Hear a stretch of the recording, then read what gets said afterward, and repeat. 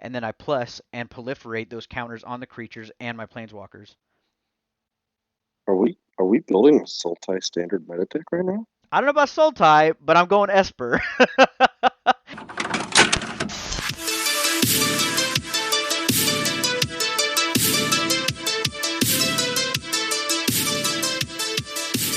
It's the Magic Podcast for the average Planeswalker. Sweet. We are back. This is episode 4. The Magic podcast for the average planeswalker, right? Is that what it is? My Yep, yep, memory's yep. The Magic Podcast for garbaggio. the average Planeswalker. You're good. um, so today we are going to be discussing now. Ashiok is the one that we're going to see. Yeah, so Ashiok is a 5-drop 5. Comes in with 5 loyalty. If you would pay life while your library has at least that many cards in it, exile that many cards from the top of your library instead. Uh-huh. +1, look at the top 2 cards of your library, exile one of them, and put the other card into your hand. -2, create 2 1/1 Black Nightmare creature tokens with at the beginning of combat on your turn. If your card was put into exile this turn, put a +1/+1 counter on this creature. And a -7 with target player exiles the top X cards of their library, where X is a total mana value of cards you own in exile. Yes. So I don't know. I initially looking at it, I don't like this card. I'm not a big fan of it, but I have to see what else helps it. Because essentially what I'm Mm-hmm. reading from this is that I'm just exiling all my deck to get creatures that can be one shot with a cut down.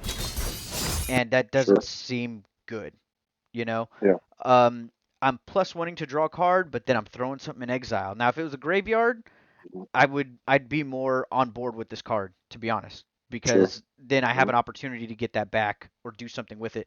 But once I know it's an exile in standard, we have nothing to get exile back, you know. Um, and then paying life. Yes. Do we have anything? Not in standard. Yeah, so Go not in ahead. standard. Finish your thoughts, and then I'll go into mine. And then if you would pay life while your library has at least that many cards in it, exile that many cards from the top of your library instead. Obviously that part alone is really really good. Yep.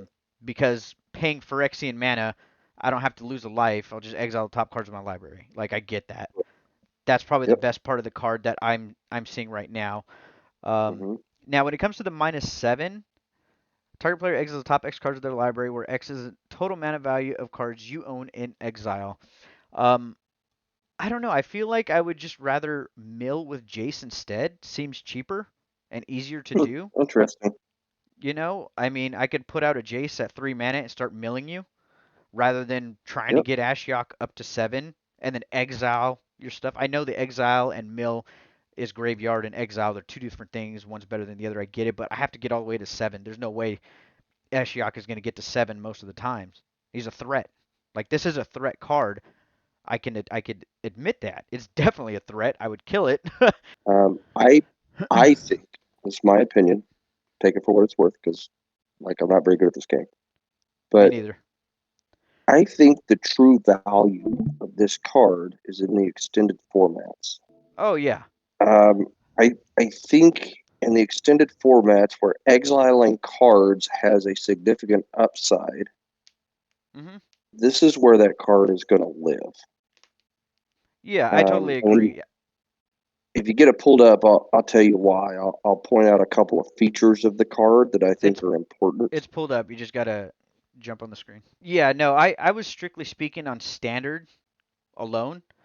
This I card can't see it. this card in other formats is really really good.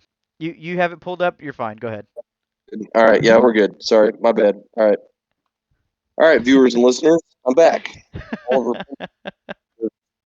Okay, so looking at this card, it's a 5 mana planeswalker that enters the battlefield with 5 loyalty. Mhm. That's immediately pretty balanced, right? And it's a mid range, which is kind of where planeswalkers belong. Planeswalkers, in my opinion, belong in the mid to late game, right? Yeah. Planeswalkers should be tilting. They're not as tilting as they used to be. Just like I don't think that battles will be as tilting in 5 years as they are now. And if you Mhm. think the battles are not tilting, right now. Like you're not paying attention to the ones that are actually good. I mean, I play Invasion of New Phyrexia, homie. I know. Yeah, Invasion of Phyrexia, Invasion of Zendikar, like Yeah. Invasion of Arcavios. Mhm. Arcavios is like busted. If you're not And paying attention to that card, you're not playing Tovada Standard. and Invasion of Alara. Bovada, Alara, yep. Like and like the sieges, the battles. Here's what I want to see. I want to see different kinds of battles because sieges are a subtype of battles. I Mhm. want to see different kinds of battles in the future. Anyway, Yeah. different episode. So he comes in pretty balanced. Um, I think his static ability is way more powerful than people are initially grading it for. Mhm. That was the thing I said And when is I the best part of it that I see. mhm. And the piece of it that I look at is um, it it can exile cards in extended formats where that gives you an upside, right? Mhm. And again, I'll mention Dev from SBMTG, so we got to tag him in the video. He made a video last week, a few days ago, Mhm. about the Pokemon Lost Zone, Yep. right? And in Pokemon, there is an entire set of meta decks that take advantage of the Lost Zone, whether Correct. it's yours or your opponent's, right? It's called Lost And so Box. Yep. the Lost Box or the Lost Zone, it's their version of Exile, right? No, I meant And the deck. so, The deck archetype is called Lost Box. You're right on the Lost Zone. correct. Sorry. Yes. Yeah. It's called the Lost Box. Yeah. So he speculated, and I wonder, and I think it's a good speculation, Mhm. is WotC trying to tap into the Exile Zone for payoffs? Now, if we go back a few years, we look at there were some Eldrazi that took advantage of the ability to cast From cards Exile. from Yep. your exile zone and give you some payoffs. Mhm. Is Wizards trying to make the exile zone less permanent and more advantageous with payoffs? I don't know. I think it's a good direction to go because exile in Magic typically means you fucked, It's right? gone Like forever, you're right? never gonna see that bitch is gone. You ain't gonna see it no more, Unless you're right? playing Karn Great Creator and Artifacts. That's the only way that is like the valuable way. Correct. And even with those couple of Eldrazi's that slipped in there, like, ooh, play this from exile or play other Eldrazi cards from exile or something. I don't remember, right? You Right. you do the little editing screen capture thing. Um, does that make Ashiok Wicked Manipulator more playable in those formats where you're trying to play a mid range value deck? Well, I Yeah. don't know because you're exiling your opponent's deck, but you could exile yours, right? Mhm. Because you look at the top two of yours and exile one of them and put the other into your hand. So do you get the answer removal or counter spell and then put the payoff card into exile and then use that later in the game to clutch it and close it, right? Right. Um, but this card also allows things like Argel's Bloodfast, Greed, and I'll even say in the standard meta, like Torment and Grasp, which you and I talked about in our first episode of the meta standard or standard meta, I prefer, right? So now instead of paying the 2 life against a Sheoldred the Apocalypse deck, I'm just going to exile the top 2 cards in my library. Yeah. And No, it things like applies to Argel's Bloodfast or Greed, right? right. Like instead of paying the life, if you have that many cards, you exile them instead. But in the long game, there's a payoff, right? Because if you can +1 him, so it takes 3 turns to Mhm. get him to a point where you can, well, not even that, yeah, 3 turns, right? 3 turns, and then you can ultimate Ashiok Wicked Manipulator. Well, Right. that's balanced. That's about where the ultimate of a Planeswalker exists. Sure. It's enough pressure on your opponent that they need to do something about it in the next 2 turns, but it's not so powerful that you're going to do it next turn or this turn, right? Like Yeah. we look at the current Nissa completed or the Eternal Wanderer, where the turn you play it, you're just going to gain insane value off of wiping the board or overrunning your opponent, right? So this is a balanced planeswalker, but it has value outside of standard.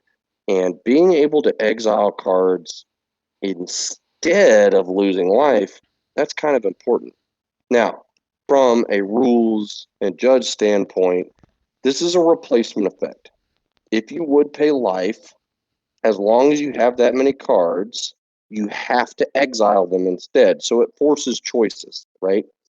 So you could build a deck archetype around it, whether it's in standard or modern, legacy, vintage, whatever. I don't really think Ashiok is going to have a place in legacy and vintage because those metas are fairly aggressive, cheap spells, right? But this has a place where my whole strategy is to mill my opponent. And so when I took notes on this card, when you asked me to highlight it, I said, can this card effectively be paired with Jace, the completed, to create a new standard Dimir Turbo Mill? Because we haven't seen a Turbo Mill since the original Zendikar. When what was it? The crab, Runescarred Crab, was in the meta, right? That was a long time ago. But if Ashiok is milling cards into exile and Jace is putting them into your graveyard, like we already see like a tier 3, maybe tier 2 build of Jace sitting in the standard meta where players are rushing to try to beat Jace from milling them 15 cards. Like if you pair him with Ashiok in a Dimir build, you can effectively just mill your opponent out so fast they can't stop you. But yeah, no, the turbo mill aspect of it, I think that's probably where and the route you'd want to take this in standard. Again, when I was talking about my positives and negatives about this card, I was strictly thinking standard only. Um, and again, I would, if I had to pick, I would pick the Jace mill route rather than the Ashiok mill route. But if you pair them together, like you said, I think that is a better combination. Um, Yeah. and we just don't know what else. I feel like I I don't want to say it this way, but I think that this card has the possibility to define the meta because of Yeah. the fact that it is doing so much with exile that what you're saying that they're bringing in new cards to interact with the exile, um, hmm then I think that is going to change the game as well. So this card alone has a lot of that. Not only that, it's the only walker in the set, so they have to make it to where it's worth playing. Because then if you just make one walker for the set and nobody plays it, eventually they're gonna be like, oh well, they don't want walkers, so we won't print them. That's because that's how they Yeah. think. It's like no, we want them. You just give us a crappy one, you know. So Well, I and think this is has a lot of hidden potential. I just can't yes. honestly say that it's good without knowing anything else. If I just look at it like this, I'm not saying it's bad, but I'm not saying I'm like overhyped about it either. Do I think it has a lot of potential? Oh hell yeah. There's a lot Yeah. of potential there, but I can't say that I like it yet because I don't know what else there is for it. I don't like it because it puts half your deck into an exile. That's what I don't like about it. But once we see the rest of the set, maybe we can interact with it, like you said. And if that's the case, this Sure. card is bonkers. You know what I'm saying? So Well, and I don't feel comfortable giving it a definitive yes, this is great, like a lot of other creators have been saying already. I've been seeing so many of them say, "Oh my God, this card's so good." It's like you know nothing of the set, man. You can't really, you know, if you're looking at it sure. from Yeah. outside of standard, yes, this card's really really Well, good. and I don't. It's kind of one of those things, right? Where like I I agree with you. I think it has potential. Mhm. Me personally, I don't have the ability to see the potential yet, right? Somebody else is going to find it. Yeah, yeah, yeah. I still think that's in the extended formats. I think that's in the eternal formats. Well, I This think that. card could go off and Mhm. turn the exile zone into a playable zone Yeah. with value Mhm. because you got to get around. Because like, how many planeswalkers are we like, oh my god, that ultimate's great, and you'd never get it. right? Like you never get to ping that ultimate because your opponent knows it's good too. So Yeah. somehow this card has to fit into a format, whether it's standard, modern, legacy, vintage, whatever it is, Yeah. where you get the payoff without having to ultimate the card. Actually, like I said, I think there's potential for it in standard when you pair it with Jace in a Demir build. Well, even without the Demir build and you don't pair it with Jace, the best thing about this card, now that I'm rereading it again, is that -2. That -2 is broken, and you're gonna see it get broken because the fact that each one of those creatures have at the beginning of combat, just like we did with that Mm-hmm. white creature who was a 2-drop that had to be errated to at the beginning of combat. Or no, at the end of turn, because it was at the beginning of combat. Mm-hmm. You put a +1/+1 counter. Remember? I don't remember what card it was, Yep. but it was one in a white, and at the beginning of combat, you put a +1/+1 counter on something. It became too powerful. Now the fact Yeah. that you -2, and I'm sure you have a way to, I could pay Phyrexian to play Vraska instead, and then I exile 2 cards from my library, and we go to combat. Boom, those creatures are now 2/2s, 2 of them. You know what Mm-hmm. I'm saying? Now, if you're not thinking it's not that great, this is a -2 ability, and you get 2/1/1 creatures that get bigger and bigger and bigger just because of your static Mm-hmm. ability only. Don't Mm-hmm. forget, Loth the Spider Queen had a -3 that Oh. created 2/2/1s that had reach and menace. That's it, and that was Yep. a -3. And that Loth would take over a game with that -3. Yep. And let's, for the viewers and listeners that don't remember, Lolth is the only Planeswalker card in the history of the game that was depicted as a Planeswalker, but wasn't actually a Planeswalker. That's how powerful she was. That's how good her abilities were, Yeah, because because she she was doesn't have a spark. no, she was a character from Dungeons and Dragons. Well, it's not even that. It's that in the realm of Dungeons and Dragons, her power level Hmm. and her influence on the realms of D&D were so impactful that the Right. only accurate way to represent her was as a planeswalker card. It's the only planeswalker card in history that depicts a character that is not actually a planeswalker. And so you're right. Like her -3 was redonkulous. Yeah. In that meta, she just broke everything off. And so you're right. I think the ability to create their 1/1s great. So you play Ashiok, you make the 2/1/1s. Only one of them really has to survive for you to Correct. do something impactful on the next turn, Hmm. where you play a Jace, exile some shit, right? And Like, or play another Ashiok, exile some shit. and this card doesn't suffer Teferi Temporal Pilgrim issues.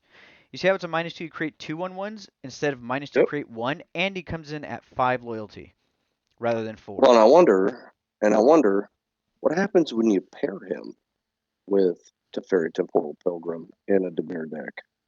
Are you not also turbo milling your opponent, but cranking out creature tokens that are difficult to deal with because you're either drawing cards to plus his token Hmm. or exiling cards to plus? So now, me as your opponent, I have to make a choice.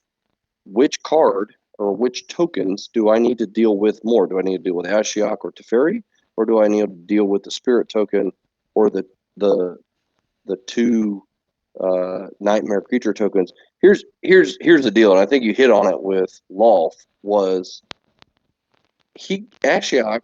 Well, he, she, they, whatever you want to call it, because he's Hmm. ambiguous. But he comes in as 5. Yeah. It's only -2. Yep. I can do that 2 turns in a row. Yep.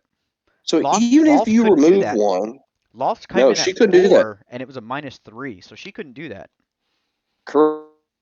But he comes in, same mana cost, Yep. 3 and a 2 black as a 5. 2 turns in a row, I can crank out 2/1/1 creatures. Those Hmm. block for Ashiok, right? Minus trample.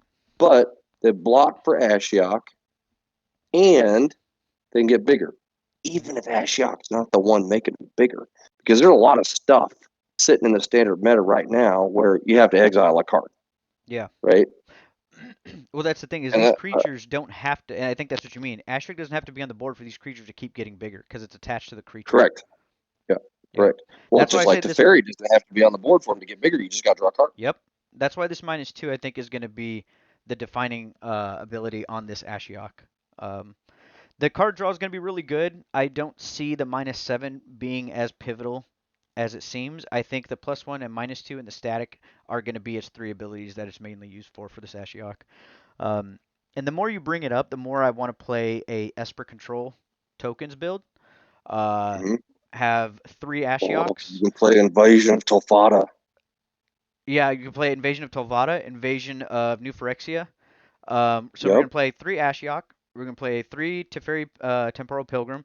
We're gonna play two Wandering Emperors, and we're gonna play one Eternal Emperor. We're gonna play one or two Mm, Vraska, let's and go 2 Temporal Pilgrim with 3 Jace. we'll see. I don't want. I'll put the Jace on the sideboards probably just to have like a second deck effect mill. But my version isn't gonna be mill based. It's gonna be control. Yeah, Because but then, what if you use Invasion of New Phyrexia to protect Ashiok and Jace? well, that Invasion New Frix is gonna be in there. It's definitely 100% gonna be Yeah, in there. Like it's and just then you it. just mill your opponents for a boatload of fucking Well, cards. I'd rather run two Vraska over Jace so I can proliferate all my walkers and threaten that in that direction.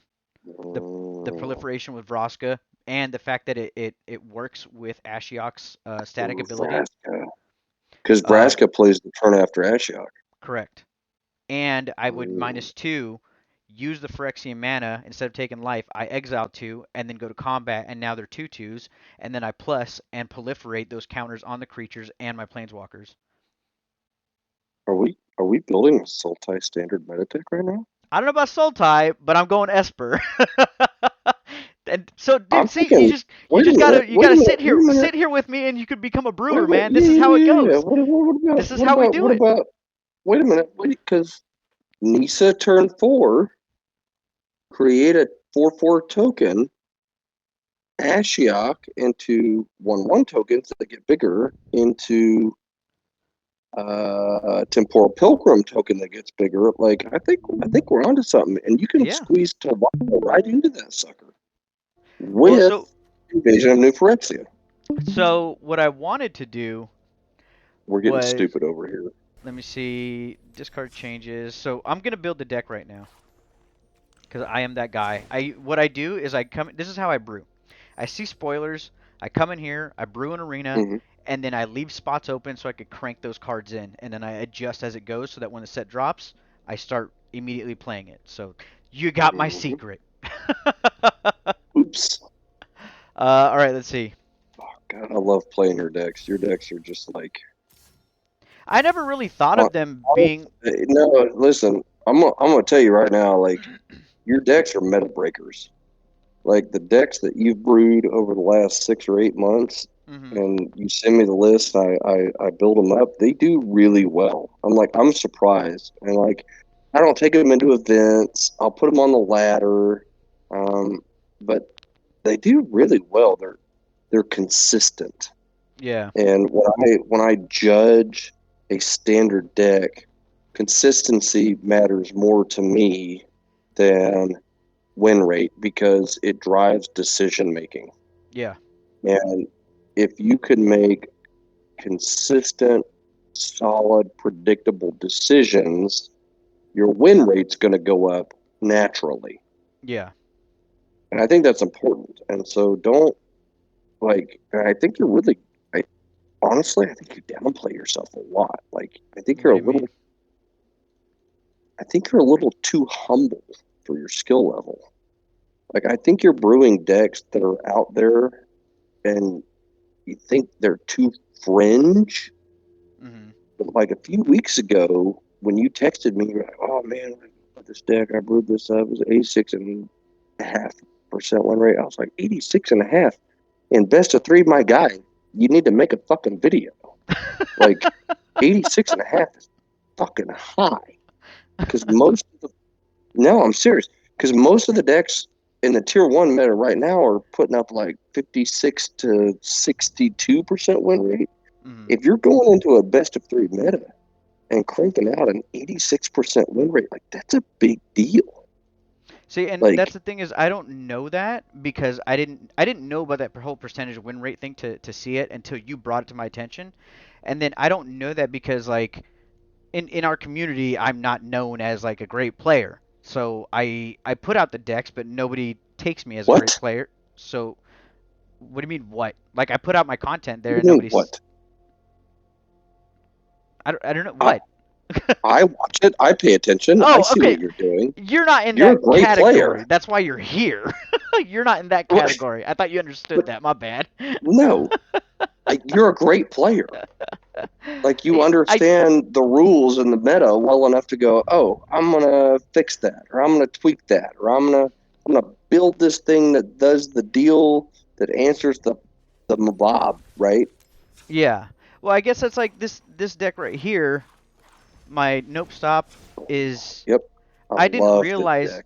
I didn't realize how I guess until you mentioned it difficult to pilot this is because to me this all makes sense. It answers 80% of the Mm-hmm. meta. It just Mm-hmm. answers it. You got your early removal that exiles things so they can't get it back Yep. from the graveyard. You have your stifle effect, which everybody gets blown out of the water for this.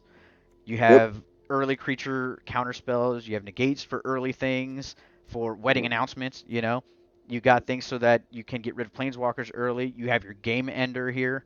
You have one ramp. You got board So there's another wipes. one. You got your board wipes. You got your devious cover up to get counterspell and all your things back from the graveyard. You have your card draw. Your more board wipe that nobody expects because most creatures have Yep. 5 toughness like Sheldred, but as long as you got domain, it's a 6, and they die. Mm-hmm. This is a finisher. You got I love brainstorm, this deck.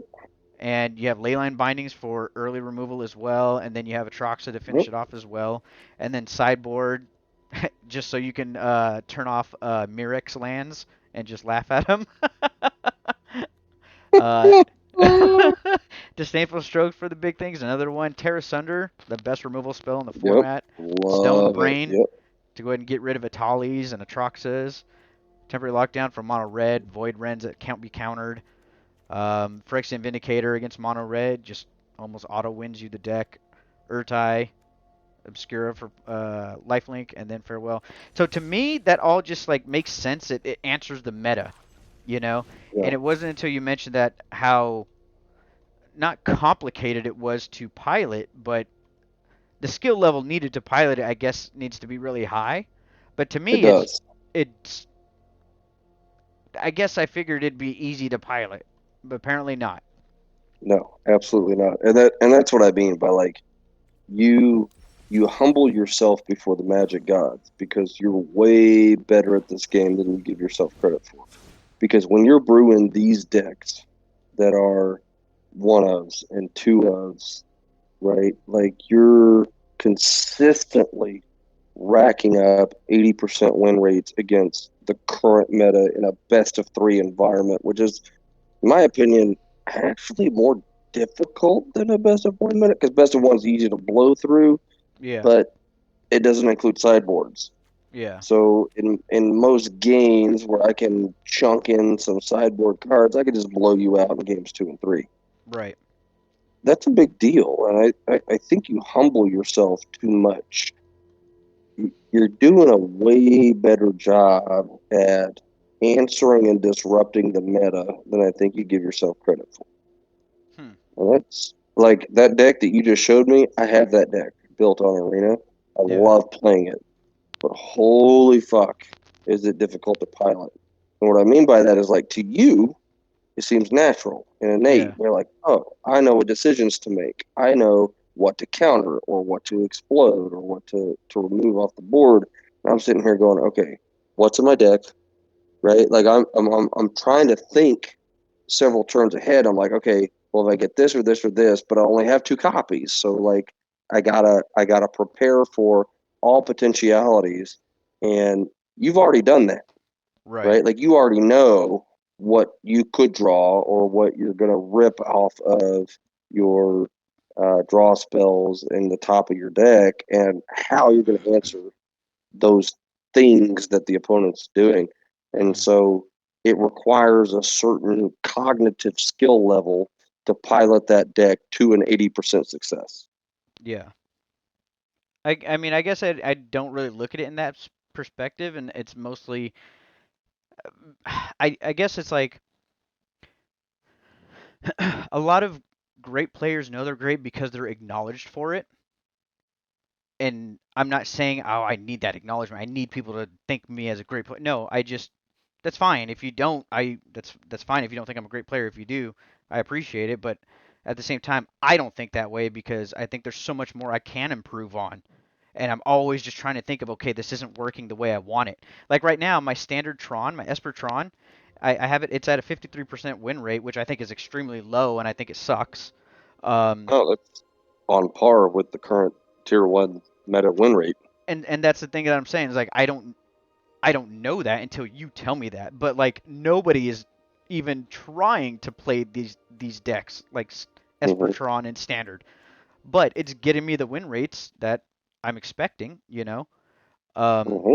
and then my Explorer, my blue-white control, which is actually four-color control and Explorer, has a 57% win rate. My Yorion deck in Explorer has a 58% win rate. Like to me, that seems bad, but I guess not. Oh, I got one more card highlight we got to talk about. Do me a favor and pull up Moonshaker Cavalry, because we're going to talk about this card. Chachahamas. Yeah, yeah. We're going to talk about this sucker. All right, so Moonshaker Cavalry, 5 and 3 white, it's a 6/6 Spirit Knight, has flying. When it enters the battlefield, creatures you control gain flying and get it +X until end of turn, where X is the number of creatures you control. What in Samhain is going on here? What did WotC do? They made white Crater Hoof, is what they did. They made a white crater hoof. Do you know why they made a white crater hoof? Because people have been asking Because for it. everybody asked why there wasn't a white crater hoof. Bitch, let me tell you why there's not a white crater hoof. Because crater hoof is already breaking off modern. We don't need a white crater hoof. Bitch already exists in green. Just play green, you punk ass bitch. We didn't need a white crater hoof. We already had trample. Don't nobody need flying. Okay? Don't nobody need the Concord of Calling of fucking Moonshaker Cavalry. Shit didn't need to happen. Okay? This is it. Motherfucker, let me tell you something. Let me tell you. This bitch is about to be in standard. About to be in standard with a Tali, a Troxa, Oh my god. Breach the Multiverse. Like, we about to do this. This is where we're going. We going Crater Hoof route. Let me tell you something. I'm about to go Crater Hoof. I'm about to Crater Hoof you in the face with some flying whites. Oh. And in the history of humanity, everybody knows that flying whites ain't a good thing. Okay? This was a bad idea.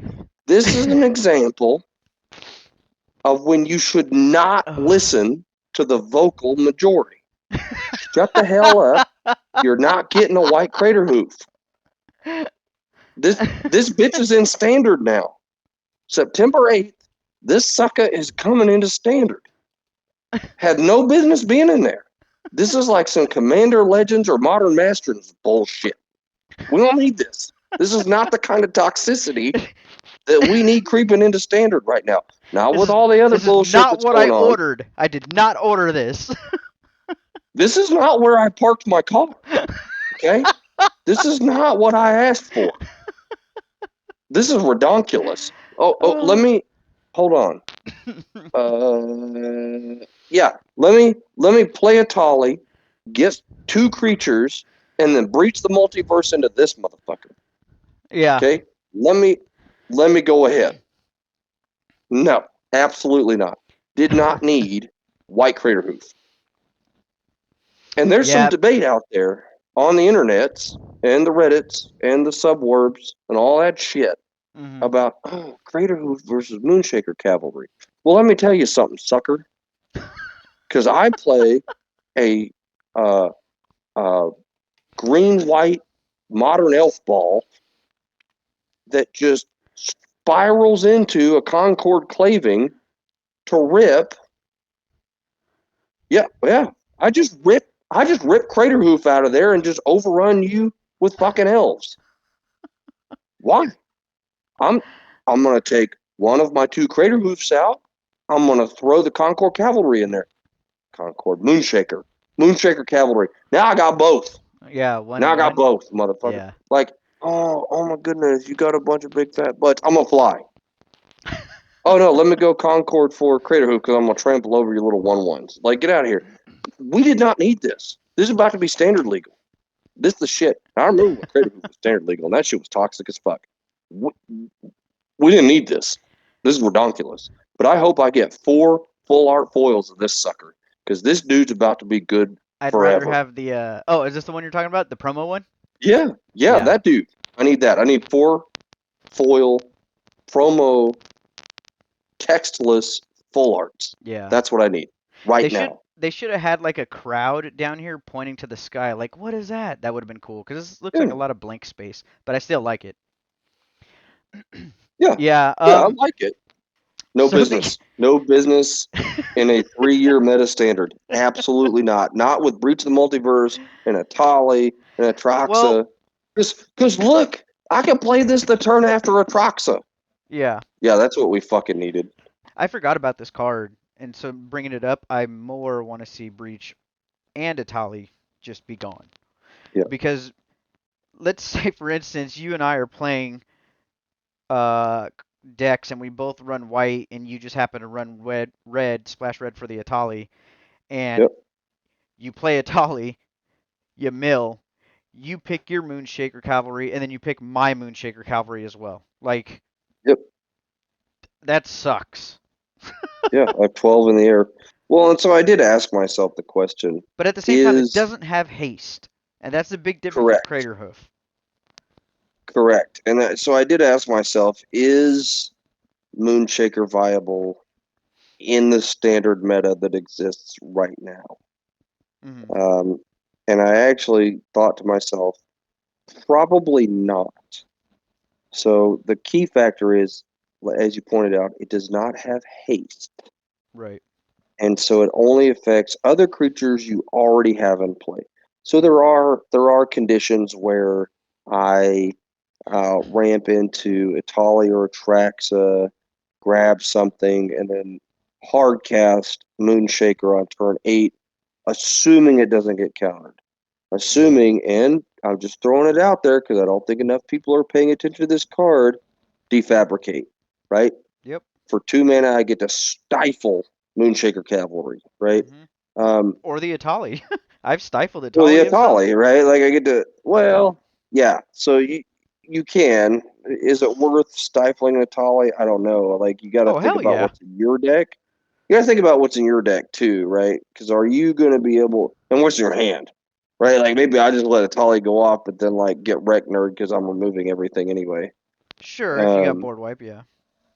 yeah, but I look at it and I say it may not be viable as an 8 drop because on turn 7 I'd rather be dropping a Tali or a Troxa or Breach or even the Titan. I'd rather be dropping Green Titan on turn 7 because I Mhm. think that card is still underplayed in an expanded 3-year meta. Like that dude just gives you value 5 life and a 4/4 body on the field. That's a Yeah. lot. You get 11 for 7 mana and 5 life. Yeah. Um, and there's the possibility where I breach or a Tali Moonshaker from you, right? And I almost look at it and go, it's kind of more dangerous to you to run it in your deck in the current Atraxa and black red meta, right? Like it's almost more dangerous. Like, is this the card you want me to rip off of your deck? Or is Yeah. this like because Atraxa is a 7/7 with flying death touch and lifelink. Like, sure, go ahead and Moonshaker into it, but I'm going to gain 7 life. So is it tilting the way that Crater Hoof is with haste, right? Because Yeah. like that's what really did Crater Hoof in was the haste. Is like Mhm. not only did I play this dude, or cheat him into play or convoke him onto the battlefield, I'm going to hit you right now. Yeah. Moonshaker gives you an opportunity to answer it with those cheap premium removal spells, Sure. even if his ability triggers, but now you're missing a 6/6 flyer, or I've got enough blockers that I can chump in front of your stuff. Now, not a lot of the meta decks are playing flyers right now, so he's going to trigger give your shit flying, but maybe I can take that 8 or 12 damage and then turn it around with a sunfall, right? Like that's a Yeah. big deal. I see this card going into the blue white soldiers as a finisher Mm-hmm. because you don't care Mm-hmm. if you swing Yeah, with it. You just correct. give your entire board flying the plus S Yep, plus X and you say GG. It is yep, 100% the finisher in that deck. I would agreed. say. Now, the other thing that Especially if you makes get into that late game and you need to close it because yep, your opponent's sitting on 8 or 6 life and like you they just got to close that bitch. they have a Shieldred out, they have a Steel Seraph out, something like that or whatever, and you just got to Mm-hmm. get those finishers in. Yeah. So I think that Mm-hmm. could be a good finisher for it. The thing that I think about here is now that we have a green Crater Hoof, a white Crater Hoof, we're gonna get one for each color. And the thing that scares me is the black one is gonna be Menace. probably it's gonna have yeah, it's gonna have menace plus Yep. X, and your creatures gain menace, and that is broken. Um, Stupid that broken. is just That's the one I broken. want. That's the one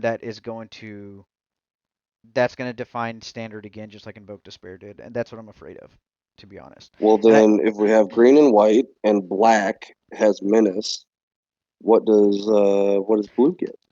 blue I don't know yet, but red I think is gonna have a what's it a Hell Rider effect, where whenever uh your creatures gain the ability that whenever they swing, they each deal 1 damage to the opponent, and they get the plus X Mm-hmm. plus X. I think that's probably what it would do. Because Krieger Hoof already has the haste, so giving all your other creatures haste would just Right, right, wouldn't make right. sense. You're already gonna have a bunch of Mm-hmm. creatures out already as red. Right. As for the blue What does one, blue get? Yeah, blue one maybe like if I were gonna design it, I would probably say um that it has flash to begin with. It would have to have flash, and when it enters the correct. battlefield, draw cards equal to the amount of tapped creatures you control, and they get a plus X, where X is the number of cards in your hand. It would not be tap creatures. It would have to balance that card to make it on parity with the others that we've speculated. It would have to be when it enters the battlefield, creatures you control gain plus X plus X. Well, first you have to draw cards, right? Correct. You draw cards equal to the number of creatures you control. Then creatures you control gain plus X equal to the number of creatures you control or cards in your hand, Yes. right? Right. Yeah, I think that would be balanced. So, Well, like, what if I you say, swing into that's what me I said. and I got, mm, you said tapped creatures. Oh well, yeah, I figured that would be the balance because if there are some creatures that you didn't attack with, you don't get to draw for those ones. No, I think compared to Craterhoof and Moonbreaker Cavalry, Just make Menace it on a across. black cycle, Oh, yeah, I see just what you're across the saying. board, Okay. yeah, Okay, then yeah, sure. because Like if you I get have to four, count the if I have tap creatures, but they can't block at flash speed, right? well, so So, let's say this is the case. Let's say I have Teferi out and I have four 2/2 creatures, right? The ones that he makes, mhm, they're just 2/2s, whatever. I go and swing. They have vigilance. Tap doesn't matter. So you're right. Remove the tap. Got it. yep, Before damage, I flash in my cavalry or whatever it's mhm, going to be called, and sure. then ETB trigger on the stack. I draw cards, which is four of them. I just realized this. They all get plus one counters. Okay, this might be broken now. Not even counters. They just get +5 or +6 until end of turn. Now they don't Right, have trample. No, They but don't have flying. they get the counters because Teferi's creatures say they get a counter for each card you draw. Is what I'm saying. Oh, that's Plus your right. Very. plus your Oh, Teferi fuck. jumps up. So that's what I'm saying. I don't Oh, think we could do that shit. because I just Nope. broke it. Nope. No, I think it's fair. No, I think that's fair compared to Moonshaker and Crater Hoof. Yeah. And if a Okay. black one has Menace, I think that's fair, right? Because they don't have So like trample, so you could chump them all no, day. yep, you can chump them all day. You can chump them all day, but it's an instant speed. Well, it So has if you flash. don't block them, if you Oh, don't right. block them, Yeah. right? Mhm. I'm like, oh shit, And I that's think just enough. that's a blue card. I think that's a blue Yeah. cavalry that fits. You Mm-hmm. know, and I think so the too. cavalry, the creature itself could probably be like a 4/4 instead of a 6/6. You Mm-hmm. know, it doesn't have to Well, and have that's the kind of what we back. saw. Was it Thrones? When did we have the last cycle of Spirit Cavalry? It was It was like M21 or something. something like that, right? Where there were 5 drops, I think, if I remember correctly. But yeah, I mean, I think Flash, you draw X cards, and then creatures you control get plus X until end of turn, where X is the number of cards in your hand. Mhm. Yeah, I think Cav- that's fair. Yeah, there you go. Cavalier of Thorns is what you're talking about. All the Yeah, Cavaliers and so like, everything. yep, the M20 cycle M20, of yeah. Cavaliers. Yeah, right. So like we have Crater Hoof. Now we have the white Crater Hoof. Black is Menace. Blue is Flash, gives plus X equal number of cards in your hand. Mhm. And then red. They all get like, well, we already have Haze. So yeah, Well, something like, this is what I was thinking right here. All creatures get whenever a creature you control attacks. This creature deals 1 damage to the player or planeswalker it's attacking. yeah, I like that. I like that as They all gain an that effect. ability plus the X plus X. You know. Mm-hmm. Mm-hmm. Yep, So plus X, and when this creature attacks, it deals 1 damage to target player or planeswalker. It's mhm. That seems on flavor for red. not that it's attacking. I would say whenever this creature attacks, it deals 1 damage to any target. Oh, okay, sure. Yeah. Yeah, because if you're gonna play I an don't eight know. That drop, actually is kind of broken because if but if then you're you're gonna play an 8 drop as red, that bitch better be able to close the game, just like green, just like white, just like black. Better be I able to close guess that motherfucker. because I mean blue can't close it. That one's not going to close the It game because it doesn't have could. trample. And well, I guess the effect that is if you don't block because it has flash, then it will close.